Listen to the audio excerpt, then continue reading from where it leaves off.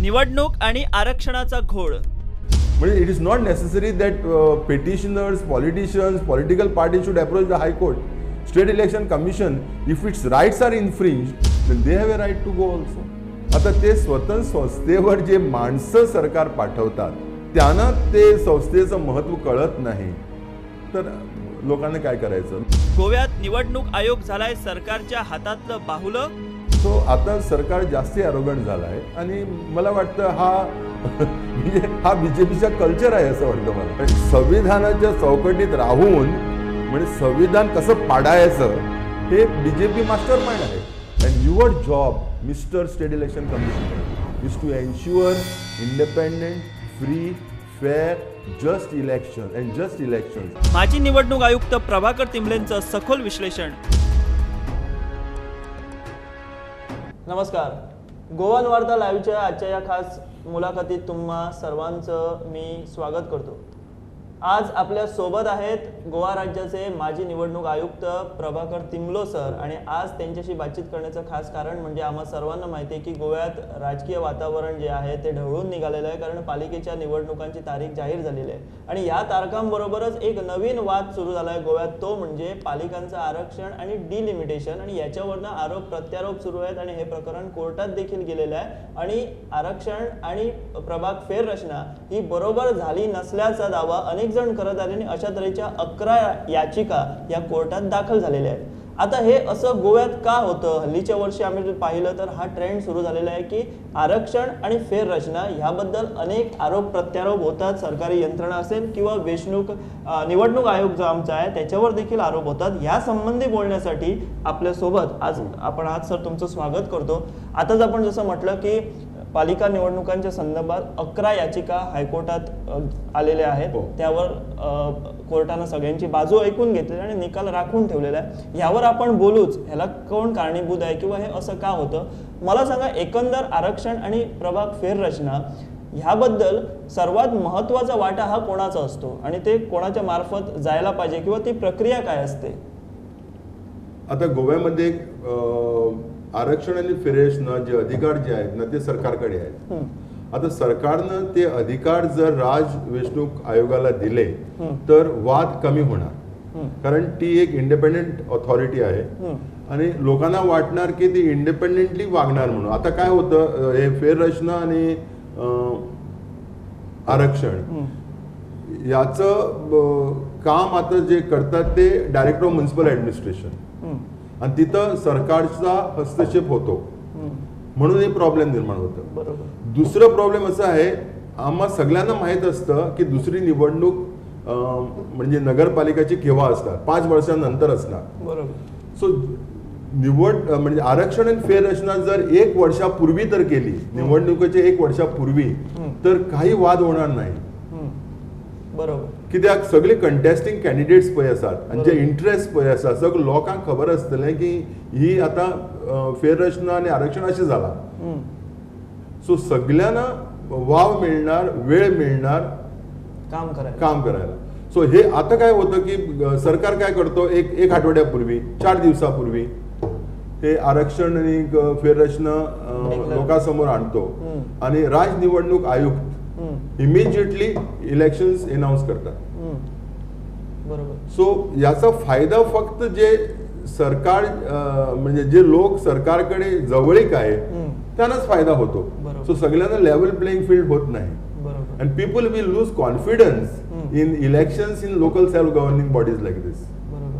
आपण आता म्हणालात की गोव्यातच फक्त हा सरकारकडे अधिकार आहे की इतर राज्यात देखील असंच होतं? नाही, म्हणजे पुष्कळ राज्यात आता हा जो अधिकार आहे तो निवडणूक आयुक्ताकडे दिला आहे, तो सरकारनं स्वतःकडे ठेवला नाही. आणि म्हणजे इलेक्शन म्हणजे वेचणुकामध्ये निवडणुकामध्ये रिफॉर्म आणायचं म्हणजे अधिकार सरकारकडून एक स्वायत्त संस्थेला म्हणजे स्टॅच्युटरी ऑथॉरिटी, कॉन्स्टिट्युशनल ऑथॉरिटीकडे गेलेलं बरं असतं. म्हणजे गोव्यात रिझर्वेशन जे ठरवतं ते सरकार ठरवतं. म्हणजे तसं आपण जर पाहिलं तर निवडणूक आयोग हा फक्त नावाला आहे. नावाला आहे असं आपण म्हणू शकत नाही. आरक्षणाचा जो महत्वाचा मुद्दा आहे किंवा जो अधिकार आहे तो निवडणूक आयोगाकडे नाही. करेक्ट. आणि त्यामुळं हे सर्व वाद असतात किंवा जे हे जे वाद निर्माण होतात ते त्यामुळं, कारण फेअर अँड फायनल कसं होत नाही आरक्षण. फेअर अँड फायनल होत नाही म्हणजे सरकार हस्तक्षेप करतो आणि mainly those who are opposing the government, you know, how their interest will be affected negatively, that the government will see. पण राज्य निवडणूक आयुक्त म्हणजे एक इंडिपेंडेंट ऑथॉरिटी आहे आणि ती तिचं काम करते. आता जर सरकारनं फेररचना आणि आरक्षण जर करताना जर संविधानाचं उल्लंघन जर केलं, ते फेअर जस्ट तर नसलं असं जर स्टेट इलेक्शन कमिशनच्या नजरेत आलं तर कमिशन स्वतः आरक्षण आणि फेररचना करू शकत नाही, त्यांना तो कायद्यानं अधिकार नाही. पण हे कायद्यानुसार नाही, यात एक क्रायटेरिया काहीतरी फॉलो केलं नाही म्हणून राज्य निवडणूक आयोग ती फाईल परत सरकारला पाठवू शकतो. तो इनहेरंट पॉवर आहे. म्हणजे हा अधिकार त्यांना आहे, आहेच ना, तो इनहेरंट पॉवर आहे, तो कोणी द्यायची गरज नाही तो कायदा, तो इनहेरंट पॉवर आहे. सो आता राज्य निवडणूक आयुक्तनं काय म्हटलं आहे की आम्हाला वाटतं की जे महिलांसाठी आरक्षण केलं आहे सरकारनं त्यात काहीतरी गफलत आहे, ते संविधानाच्या आधारित नाही, त्यात एक कसली तरी म्हणजे बुद्धिमत्तेवर आधारून एक रॅशनल क्रायटेरिया अशी काहीतरी फॉलो केली नाही असं निवडणूक आयुक्तानं कोर्टासमोर म्हटलं आहे. बरोबर म्हटलं आहे तर तुम्ही ती फाईल परत पाठवा ना. कोर्टाची सहमती नको याला, त्यांना तो अधिकार आहे, त्याला तो अधिकार आहे. राज्य निवडणूक आयोग हायकोर्टला अप्रोच करू शकतो की हे कायद्यानं झालं नाही, आम्ही ऍक्सेप्ट करू शकत नाही, सो आम्ही निवडणुका घेऊ शकत नाही, तुम्ही आम्हाला न्याय द्या. म्हणजे it is not necessary that petitioners, politicians, political party should approach the high court. State election commission, if its rights are infringed, if they cannot give a fair and free election, then they have a right to go also.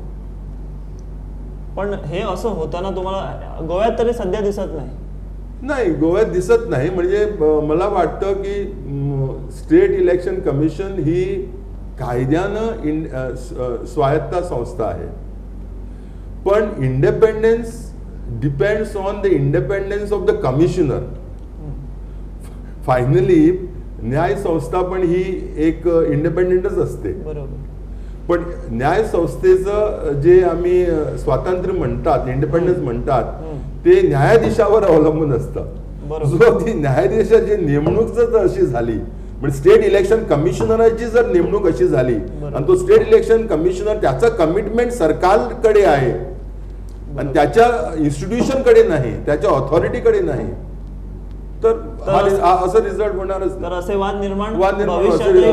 मग ह्याला उपाय काय, ह्याच्यावर काय उपाय भविष्यात कायद्यांद्वारे येऊ शकतो का, आपल्याला काय वाटतं? जर इलेक्शन कमिशनर समजा जर फ्री अँड फेअर जर प्रक्रिया करत नसेल किंवा जर तो सरकारच्या हातातलं बाहुलं झालं असेल, तर मग बाकीच्या लोकांनी किंवा लोकशाहीत राहणाऱ्या लोकांना पर्याय काय उरला? मग अशी नेमणूक होणं कितकं घातक आहे तुम्हाला वाटतं? नाही, ते नेमणुकीवर आम्ही काही करू शकत नाही, कारण तो नेमणूक करायचा अधिकार सरकारचा आहे.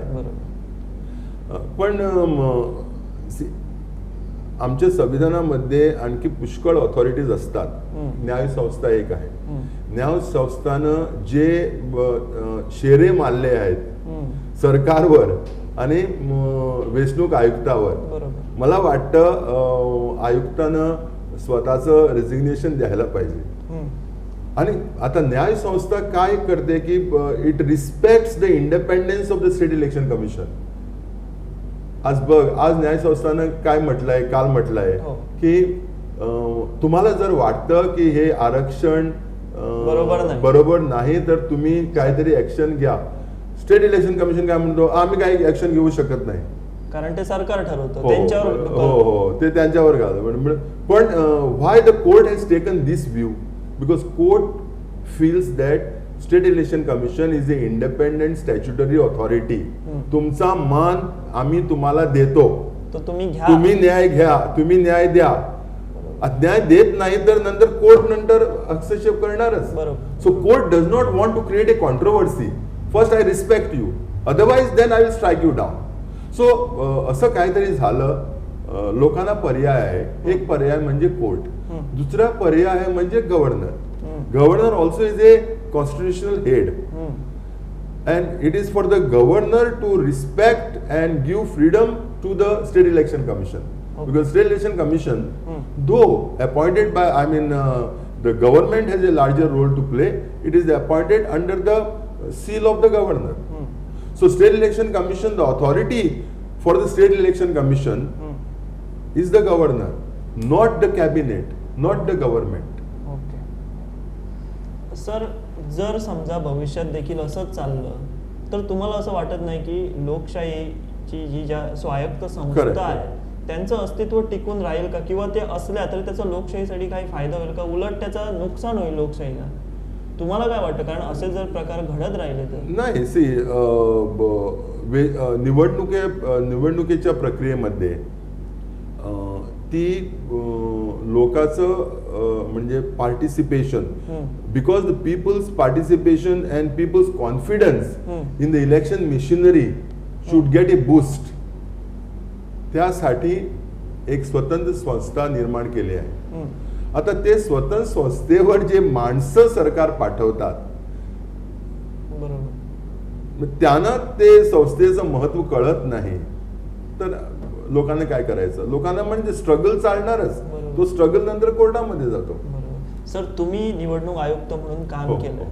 पूर्वीची निवडणूक आयोग प्रक्रिया असेल किंवा आताची प्रक्रिया असेल, ह्यात तुम्हाला काय फरक जाणवतो किंवा काय त्रुटी आढळतात की त्यात बदल झाला पाहिजे असा, की ती प्रक्रिया सुरळीत होईल किंवा त्यात पारदर्शकता येईल? नाही, किंवा असं प्रकार- जेव्हा मी निवडणूक आयुक्त होतो तेव्हा पण प्रोसिजर असाच होता. जो अधिकार फेररचनेचा आणि आरक्षणाचा तो सरकारकडेच होता. बरोबर. पण सरकार इतका ॲरोगंट नव्हता तेव्हा. म्हणजे बेजबाबदार ॲरोगंट इतका नव्हता. So there was no controversy as such. No controversy as such. आता सरकार म्हणजे पहिलं काय असतं की लोक म्हणत होते की पोलिंग बूथवर रिगिंग चालतं. रिगिंग कळलं ना? नंतर ते रिगिंग स्टॉप झालं, कारण नवीन आम्ही रिफॉर्म्स केल्या. म्हणजे आयडेंटिटी कार्ड, आयडेंटिटी डॉक्युमेंट पाहिजे, ओके, आणि एक सिस्टम आणली. बरोबर. नंतर लॉट ऑफ ऑब्झर्वर्स म्हणून एक सिस्टम आणली. आता सरकार वॉर्ड रचना करायलाच रिगिंग करते. बरोबर, त्यांना पाहिजे तसं करायला बघते ते. बरोबर. Rigging at the birth only बरोबर. असं होतं. सुरुवातीला सरकार हे असं, मग हे रिगिंगच झालं ना. बरोबर, जेव्हा तुम्ही काही क्रायटेरिया फॉलो करत नाही, बुद्धिमत्तेवर आधारून आरक्षण करत नाही, आणि आरक्षण कसं केलं ते ट्रान्सपरन्सी लोकांना दाखवत नाही, आणि आरक्षण करताना इतकं तुम्ही घाईघाईनं लास्ट मिनिट करतात. डायरेक्टर ऑफ म्युन्सिपल ऍडमिनिस्ट्रेशन 6 महिन्यापूर्वी करू शकता नाही, बरोबर, 4 दिवसापूर्वी क्यों? म्हणजे कशाला? बरोबर. सो आता सरकार जास्ती ॲरोगंट झाला आहे, आणि मला वाटतं हा म्हणजे हा बीजेपीचा कल्चर आहे असं वाटतं मला. मग आपण थेट म्हणजे नाही तसं म्हणजे संविधानाच्या चौकटीत राहून हो. म्हणजे संविधान कसं पाडायचं हे बीजेपी मास्टर माइंड आहे असं वाटतं मला. तुम्हाला वाटत नाही हा एक गंभीर आरोप आहे असा तुमचा बीजेपीवर? गंभीर म्हणजे त्यांना पण त्यांची किंमत नसेल, कारण त्यांना उद्दिष्टांचं वेगळं आहे. ते म्हणते, प्रभाकर तिमरे बोलतो जग मारो, म्हणजे त्यांना फक्त सत्ता पाहिजे, पॉवर पाहिजे in what ever source. They are not bothered, because त्यांचे आता भक्तगण निर्माण झाले आहेत ना. त्यांनी काही केलं तर भक्तगण टाळ्या वाजवतात, कळलं? टीकाही करतात. भक्तगण टीका करत नाही, भक्तगण दुसऱ्यावर म्हणजे उलटून पडतात. पण एवढं एरोगंट सरकार व्हायचं कारण काय? कारण दिल्ली पासून गल्लीपर्यंत यांची सत्ता आहे. हो. ते म्हणतात आम्ही सगळं डेव्हलपमेंट केलं आहे, आम्ही विकास करतोय. मग अशा तऱ्हेनं समजा जर निवडणुका झाल्या किंवा अशा तऱ्हेनं जर निवडणुका आम्ही जिंकल्या, मग त्या निवडणुकांना काही अर्थ आहे का? नाही, ते जिंकणार काय नाही जिंकणार ही वेगळी गोष्ट आहे. पण अशा तऱ्हेनं निवडणुका केल्या तर लोकांचा निवडणुकीवर विश्वास कमी होत जाणार. आणि ते लोकशाहीला घातकच आहे. हम्म. बरोबर. पण हे काय असतं ना, हे सगळी टेम्पररी फेज असते. ही टेम्पररी फेज असते. ही फेज म्हणजे सुधारू शकते, हम्म. पण आता अशी आहे हो. सरकारी जारोगण. आता हे प्रकरण कोर्टात आहे. हो. आपल्याला काय वाटतं, कोर्ट काही असा निर्णय देऊ शकतो का जो खूप धक्कादायक असेल सरकार? धक्कादायक असं नाही. मला एक म्हणजे आय एम सरप्राइज्ड, कारण कोर्ट इतकं डिले कशाला करतात, म्हणजे why so much delay from the court. म्हणजे कोर्ट मोठे मोठे आम्हाला सरमन जसं सांगतो, जसं चर्चमध्ये सरमन सांगतात ना, सेरमाव. सो आता 3 दिवस कोर्टाचा सेरमाव चालला आहे. म्हणजे कोर्टानं आता स्टेट इलेक्शन, म्हणजे मला असं हे करतं, कोर्ट पण आपल्या स्वतःच्या चौकटीत राहून निवाडा देणार, पण स्टेट इलेक्शन कमिशन बघ किती मोठी चूक केली स्टेट इलेक्शन कमिशननं. आम्ही लोकांबरोबर नाही, आम्ही न्यायाबरोबर नाही, हे स्टेट इलेक्शन कमिशननं दाखवून दिलं. म्हणजे जेव्हा affected parties filed the petition in the court, the state election commission declared the elections. कारण एक प्रेसिडेंट आहे, एक प्रथा आहे, एकदा निवडणूक डिक्लेअर झाली नंतर कोर्ट हस्तक्षेप करत नाही. बरोबर. म्हणजे सरकारचं हात बळकट करायला, सरकारची बाजू उचलून धरायला स्टेट इलेक्शन कमिशननं हे पाऊल उचललं, हातभार लावलाच. म्हणजे जे पेटिशनर आहेत, जे ऑपोजिशन आहे, त्यांना चेकमेट करायला सरकारनं स्टेट इलेक्शन कमिशनचा उपयोग केला आणि स्टेट इलेक्शननं स्वतःचा उपयोग करायला सरकारला मुभा दिली. सो म्हणजे सिच्युएशन ह्या स्टेजवर पोहोचला आहे. सो मला वाटतं की it is high time for the court to directly tell the state election commission, you get it and then you re-announce your elections. म्हणजे प्रक्रिया सुरळीत करा आणि मग इलेक्शनला जा. Correct. I think the court may do that finally, may do that, and court has to do that. Otherwise, which authority? Because state election commission जर म्हणते आम्ही काही करणार नाही आणि त्यांच्याकडे अधिकार आहे, तो मी परत रिपीट करतो, स्टेट इलेक्शन कमिशनकडे फेररचना करायची कशी करायची आणि आरक्षण कसं करायचं हा अधिकार नाही. कायद्यानं तो सरकारकडे आहे. पण सरकारनं जर चूक तर केली आणि स्टेट इलेक्शन मध्ये वाटलं या चूक आहे आणि स्टेट इलेक्शन कमिशनने जे मान्य केलं आहे, फक्त स्टेट इलेक्शन कमिशन काय म्हणतं, ती चूक म्हणजे पण ती त्यांनी केली आहे, नाही त्यांनी केली आहे आणि ती चूक तितकी मोठी नाही असं पण सरकारचे वकील पण मानतात. म्हणजे काय ना, चोरी झाली आहे पण ती 5,000ची चोरी आहे, 5 लाखाची नाही. म्हणजे मी पोलीस स्टेशनला जर गेलो तर पोलीस अफसर म्हणणार ती 5,000ची चोरी आहे, मी ती दखल घेऊ शकत नाही त्याची, ती 5 लाखाची आहे तर घेऊन या आमच्याकडे. म्हणजे असं झालं. सो इलेक्शन मध्ये तसं होत नाही ना, चूक झाली तर चूक झाली. स्ट्रक्चर म्हणजे कमी चूक आणि जास्ती चूक असं होत नाही. सो चूक ही चूक आहे. हो, आणि ती लोकशाहीच्या प्रक्रियेतली आहे आणि it is affecting the interest of others. So it is not giving a level playing field to all. And your job, Mr. State Election Commissioner, is to ensure independent, free, fair, just elections, so that the people's confidence is getting boosted in your commission. असं ते. So नंतर आता कोर्टने decision दिलं पाहिजे. नाही तर state election commissioner पण असं म्हणतात की आम्ही काय करू शकत नाही, म्हणजे करू शकतात ते पण करू शकत नाही. नंतर न्यायसंस्थेनंच दिलं पाहिजे. न्यायसंस्था तर देत नाही, कारण तो आर्ग्युमेंट आता होल्ड करत नाही. ते ऑल्दो तो प्रेसिडेंट आहे की एकदा इलेक्शन अनाऊन्स झालं आम्ही हस्तक्षेप करणार नाही. पण ह्या केसमध्ये सरकारच्या वकीलनं कोर्टाला सांगितलं आहे की हा मुद्दा आम्ही धरून बसणार नाही म्हणून. बरोबर, आमची चूक नगण्य आहे म्हणतात ते. चूक झाली पण नगण्य आहे, ते वेगळी गोष्ट आहे. पण हा मुद्दा की इलेक्शन अनाऊन्स झाला आहे म्हणून आता कोर्ट काही करू शकत नाही, हा मुद्दा आम्ही धरून बसणार नाही असं पहिल्या दिवशीच कोर्टने सांगितलं, कोर्टला सरकारच्या वकीलने सांगितलं होतं. बरोबर. So I think the court should interfere in this matter because आणि इथं आरक्षणमध्ये प्रॉब्लेम्स आहेत, गफलत आहे, इनजस्टिस आहे. ते म्हणजे ते रॅशनल क्रायटेरियावर आधारित नाही. हे उघड आहे, आता हे उघड सत्य आहे. हे उघड सत्य आहे, ते करेक्ट केलंच पाहिजे.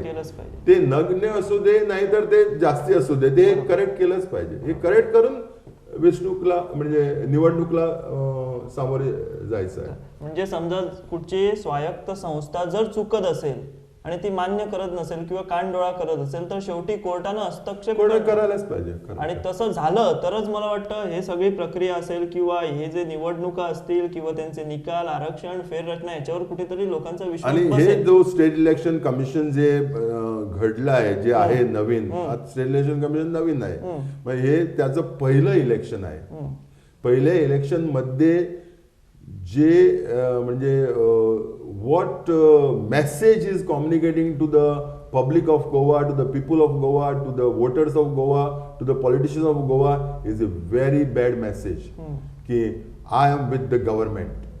I am not with my own commission. I am with the government. He message तो communicate करतो. That's a very sad thing. That's a very sad thing. If he quits and the government accommodates him, if he has to be accommodated in some position, put him as chairman or director of some corporation, give him a car, give him a OST, give him his salary. इथं आणून बसवू नका त्याला, असं मला वाटतं. बरोबर.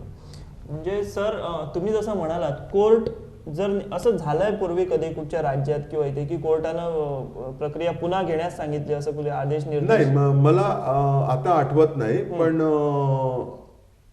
Normally court does not interfere. आणि त्यासाठी काय होतं, सरकारची चुकातर झाली तर कोर्ट जेव्हा निवाडा देतो, आम्हाला वाटतं कोर्टानं काही चांगलं डिसिजन दिलं, पण ते डिसिजन काय असतं, order is good but the petitioner is dead, the patient is dead and order is good. असं व्हायला नको. म्हणजे कोर्ट आणखी 1-2 महिन्यानं सांगणार की सरकारची चूक होती, पूर्वी आणखी करू नका, सरकार म्हणणार आम्ही करणार नाही. कळलं ना? मग त्याचा काय फायदा नाही, कारण patient is dead, petitioner is dead, justice is dead. आपण सर एक महत्वाचा मुद्दा मांडला, पण आता वेळ गेलेला नाही. It is just started. I mean nomination अजून फाईलच झालं नाही. It is just a question of adjusting it. आणि बघ कसं स्टेट इलेक्शन कमिशन आणि सरकारचं नातं बघ किती जवळीक नातं आहे. कळलं? म्हणजे नेगेटिव्ह सेन्स मी बोलतो. म्हणजे आम्ही स्टेट इलेक्शन कमिशन काय सांगितलं, आम्ही अनाऊन्स केली, कारण आम्हाला असेंब्ली सुरू व्हायच्या पूर्वी budget session, post budget discussion budget session आहे ना, ते सुरू व्हायच्या पूर्वी आम्हाला कम्प्लीट केलं पाहिजे. पण सरकारनं ते पण अनाऊन्स करून टाकलं, असेंब्ली सेशन पण. आणि यानं म्हणजे निवडणुकाची शेड्यूल पण इलेक्शन कमिशनला सरकारनंच दिलं. बरोबर. असं होतं ना ते. म्हणजे आमचं इंडिपेंडन्स कुठं? म्हणजे स्टेट इलेक्शन कमिशन कशाला पाहिजे? Direct municipal administration election conduct करू शकतात ना. म्हणजे एकंदरीत जर पाहिलं तर आता कुठेतरी कोर्टानं असा निर्णय दिला पाहिजे जेणेकरून लोकांचा विश्वास शेवटी कोर्टावर उरला पाहिजे. कोर्टावर नाही, सिस्टमवर. ऑफकोर्स कोर्टावर पण हल्ली पण कोर्ट निवाडे देतात ना, पण त्यांची पण एक हे इमेज आहे. It has also received A hit. पण मला वाटतं ज्या तऱ्हेनं ही केस पुढे गेली आहे, माइट बी कोर्टानं स्टेट इलेक्शन कमिशन आणि सरकारला आणखी 1 दिवस दिला आहे. तुम्ही विचार करा. बरोबर. तुम्हीच तुमची सेल्फ करेक्टिव्ह मेजर्स करा, कारण आम्ही तुम्हाला तुमचा आम्ही मान राखतो, आणि तुम्हाला जर तुमचा मान कळत नाही तर आम्ही तुम्हाला दिशा दाखवणार, असं मला वाटतं. धन्यवाद सर, तुम्ही वेळ दिलात, आमच्याशी बोललात आणि या महत्त्वाच्या विषयावर आपण ही सखोल माहिती दिलीत, कायद्याचा थोडा अभ्यास दिलात, जेणेकरून आपल्या प्रेक्षकांना देखील या गंभीर विषयाबाबत त्यांना देखील थोडं ज्ञान मिळेल आणि हा विषय केवढा गंभीर आहे आणि लोकशाहीला किती मारक आहे, किती घातक आहे हे आपण समजावून दिलं. त्याबद्दल पुन्हा एकदा आम्ही गोवन वार्ता लाईव्हच्या वतीनं तुमचे आम्ही आभार मानतो. धन्यवाद. थँक्यू.